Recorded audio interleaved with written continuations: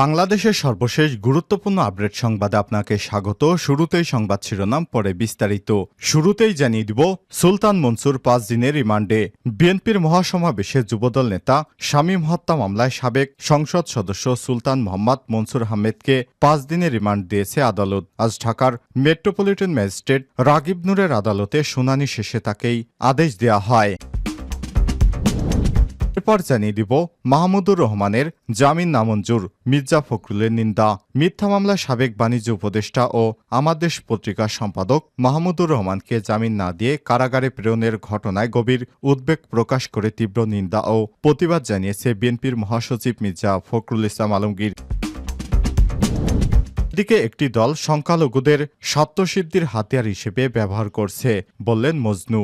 ঢাকা মহানগর দক্ষিণ বিএনপির আহ্বায়ক রফিকুল আলম মজনু বলেছেন, একটি দল সংখ্যালঘু সম্প্রদায়ের মানুষদের নিজেদের স্বার্থসিদ্ধির হাতিয়ার হিসেবে ব্যবহার করে আসছে। তারা সংখ্যালঘু সম্প্রদায়ের আর্থসামাজিক কোনো উন্নয়ন না করে শুধুমাত্র হিন্দু সম্প্রদায়কে আওয়ামী লীগের ভোট ব্যাংক হিসেবে ব্যবহার করেছে। জানাবো, একটা শিবিরধর স্লোগান নিয়ে হাসনাতের ভিডিও বার্তা। রাষ্ট্র পুনর্গঠন রাজনৈতিক দলগুলোকে ঐক্যবদ্ধ থাকার আহ্বান জানিয়ে বৈষম্যবিরোধী ছাত্র আন্দোলনের অন্যতম সমন্বয়ক হাসনাত আব্দুল্লাহ তিনি বলেছেন, আমরা নতুন ধারার যে রাজনীতি নির্মাণের চেষ্টা করছি, এই রাজনীতির বিনির্মাণ আপনাদের ছাড়া সম্ভব না।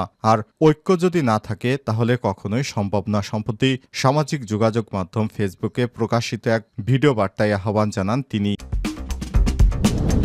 নিয়ে দিব, সুষ্ঠু শাসন ব্যবস্থা চাই বললেন জিএম কাদের। জাতীয় পার্টির চেয়ারম্যান জিএম কাদের বলেছেন, 1996 থেকে 2008 সালে ভালো নির্বাচন হলেও দেশ ভালো সরকার পায়নি। বিগত সময় সুষ্ঠু নির্বাচনের পর আমরা কখনোই সঠিক রাজনীতি পাইনি। এবার বাংলাদেশের সুষ্ঠু শাসনের ব্যবস্থা চাই। নতুন করে দেশ গড়ার অঙ্গীকার নিয়ে মাঠে নামতে চাই।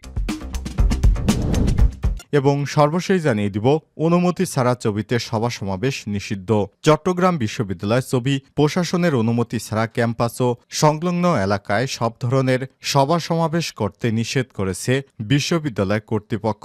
অনুমতি ছাড়া সভা সমাবেশ করলে প্রশাসন কর্তৃক আইনগত ব্যবস্থা গ্রহণ করা হবে। প্রিয় দর্শক, এতক্ষণ শুনছিলেন সংবাদ শিরোনাম, এবারে বিস্তারিত।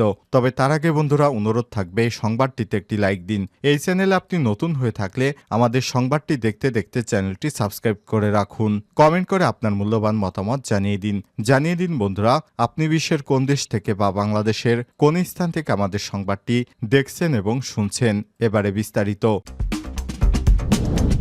সুলতান মনসুর 5 দিনের রিমান্ডে। বিএনপির মহাসমাবেশে যুবদল নেতা শামীম হত্যা মামলায় সাবেক সংসদ সদস্য সুলতান মোহাম্মদ মনসুর আহমেদকে 5 দিনের রিমান্ড দিয়েছে আদালত। সোমবার 30 সেপ্টেম্বর ঢাকার মেট্রোপলিটন ম্যাজিস্ট্রেট রাগিব নূরের আদালত শুনানি শেষে তাকে এই আদেশ দেন। মামলার তদন্ত কর্মকর্তা পল্টন মডেল থানার সাব ইন্সপেক্টর তন্ময় কুমার বিশ্বাস তার 10 দিনের রিমান্ড আবেদন করেন। রাষ্ট্রপক্ষ 10 দিনের রিমান্ড মঞ্জুরের প্রার্থনা করেন। তবে আসামির পক্ষে কোনো আইনজীবী ছিল না। তার পক্ষে তিনি নিজেই আদালতে কথা বলেন। তিনি বলেন, 2008 সাল থেকে সাবেক প্রধানমন্ত্রী শেখ হাসিনা তাকে আওয়ামী লীগের কোনো পদ রাখেননি। সুলতান মনসুর উল্লেখ করেন, 2018 সালে কোটা সংস্কারের পক্ষে তিনি সংসদে বক্তব্য রেখেছিলেন। আমি কোনো অন্যায়ের সঙ্গে জড়িত না বলেই স্বেচ্ছায় দেশে ফিরছি। কে বা কারা আমাকে ষড়যন্ত্রে ফাঁসিয়েছে আমি জানি না। শুনানি শেষে আদালত তাকে 5 দিনের রিমান্ড মঞ্জুর করেন। সুলতান মোহাম্মদ মনসুর আহমেদ ঢাকা বিশ্ববিদ্যালয় কেন্দ্রীয়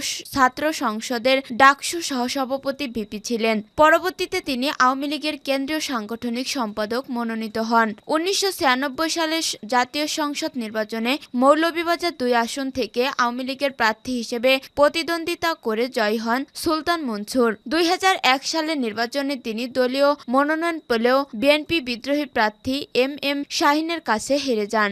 11 সময় আওয়ামী লীগের সঙ্গে সুলতান মোহাম্মদ মনসুরের দূরত্ব তৈরি হয়। ছিটকে পড়েন দল থেকে। 2018 সালে নির্বাচনে তিনি জাতীয় ঐক্যফ্রন্টের গণফোরাম প্রার্থী হয়ে ধানের শীষ প্রতীক নিয়ে প্রতিদ্বন্দ্বিতা করে জয়ী হন। 2024 সালের জাতীয় নির্বাচনে প্রার্থী হননি তিনি। মাহমুদুর রহমানের জামিন নামঞ্জু, মির্জা ফখরুলের নিন্দা।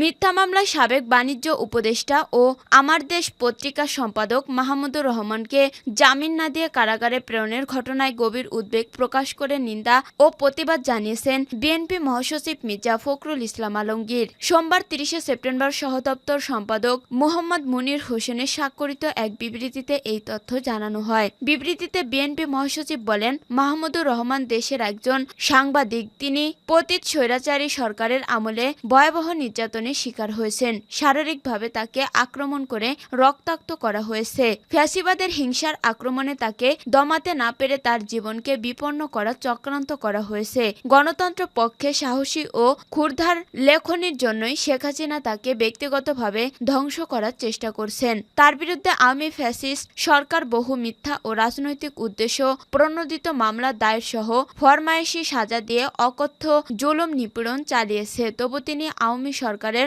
রক্তচক্ষুর ভয়ে ভীত না হয়ে নিজ নীতি ও আদর্শে অটল থেকেছেন। গণতন্ত্র, বহুমতের সহ অবস্থা ও ভিন্ন মতের প্রতি শ্রদ্ধা নীতিতে বিশ্বাসী মাহমুদুর রহমান। আওয়ামী কর্তৃত্ববাদের আগ্রাসী আক্রমণের মুখেও তার মাথা নোয়ানো যায়নি। মিথ্যা মামলায় গতকাল তাকে জামিন না দিয়ে কারাগারে প্রেরণের মাধ্যমে তার প্রতি অবিচার করা হয়েছে। তার জামিন পাওয়া ছিল। আমরা অবিলম্বে মাহমুদুর রহমানের বিরুদ্ধে দায়ের মামলা প্রত্যাহার ও নিঃশর্ত মুক্তির জোর আহ্বান জানাচ্ছি। আশা করব বর্তমান অন্তর্বর্তী সরকার তাকে জামিন দিয়ে গণতন্ত্রের সপক্ষের একজন সাংবাদিকের প্রতি সুবিচার করবেন। একটি দল সংখ্যালঘুদের স্বার্থসিদ্ধির হাতিয়ার হিসেবে ব্যবহার করছে। মজনু।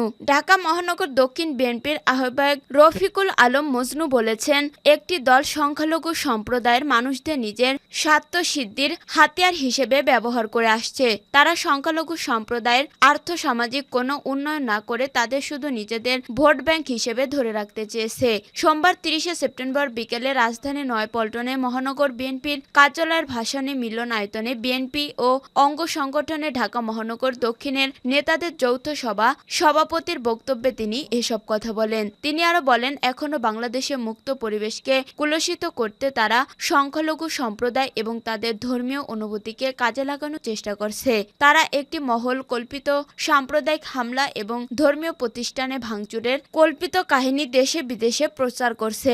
এছাড়া তিনি বলেন, বাংলাদেশের শান্তিপ্রিয় জনগণ ঐতিহাসিকভাবে সাম্প্রদায়িক সম্প্রীতি বজায় রেখে এই ভূখণ্ডে বসবাস করছে। এখানে সাম্প্রদায়িকতার কোনো জায়গা নেই। যারা সংখ্যালঘুদের আবেগ এবং অনুভূতিকে ব্যবহার করে রাজনীতি করার চেষ্টা করবে তাদেরকে বাংলাদেশের জনগণ প্রতিহত করবে। সবাই ঢাকা মহানগর দক্ষিণ বিএনপির সদস্য সচিব তানভীর আহমেদ রবিন বলেন, ছাত্র জনতার বিপ্লবের সুফল পেতে আমাদের সবাইকে ঐক্যবদ্ধভাবে কাজ করতে হবে। অন্তর্বর্তী সরকারের সংস্কার কর্মসূচির পর জাতীয় নির্বাচন হবে। সে নির্বাচনে আমাদের দলকে বিপুলভাবে বিজয় করতে এখন থেকেই আমাদের কাজ করতে হবে। তিনি আরো বলেন, জনগণের ক্ষতি হয় কিংবা জনমনে বিরূপ ধারণা সৃষ্টি হয় এই